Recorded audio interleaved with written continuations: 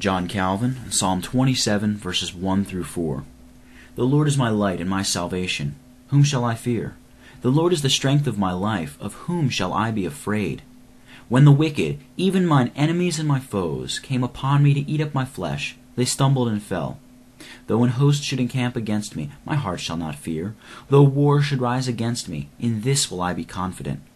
One thing have I desired of the Lord, that will I seek after, that I may dwell in the house of the Lord all the days of my life, to behold the beauty of the Lord, and to enquire in his temple. The Lord is my light and my salvation. Whom shall I fear? The Lord is the stronghold of my life. Of whom shall I be afraid?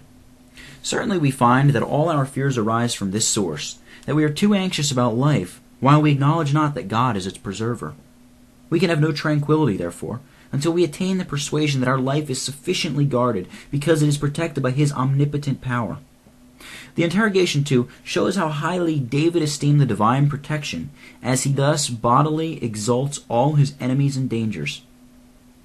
Nor assuredly do we ascribe due homage to God unless, trusting in his promised aid, we dare to boast of the certainty of our safety. Weighing, as it were, in scales the whole power of earth and hell, David accounts it all lighter than a feather and considers God alone as far outweighing the whole. Let us learn, therefore, to put such a value on God's power to protect us as to put to flight all our fears. Not that the minds of the faithful can, by reason of the infirmity of the flesh, be at all times entirely devoid of fear, but immediately recovering courage, let us, from the high tower of our confidence, look down upon all our dangers with contempt.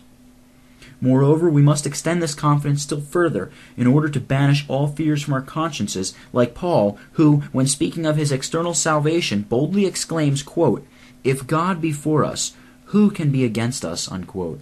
This is from Romans 8, verse 34. One thing I ask of the Lord, this is what I seek, that I may dwell in the house of the Lord all the days of my life, to gaze upon the beauty of the Lord, and to seek him in his temple. Although David was banished from his country, despoiled of his wife, bereft of his kinsfolk, and finally dispossessed of his substance, yet he was not so desirous for the recovery of these as he was grieved and afflicted for the banishment from God's sanctuary and the loss of his sacred privileges. Under the word "one," there is an implied antithesis in which David, disregarding all other interests, displays his intense affection for the service of God, so that it was bitterer to him to be an exile from the sanctuary than to be denied access to his own house.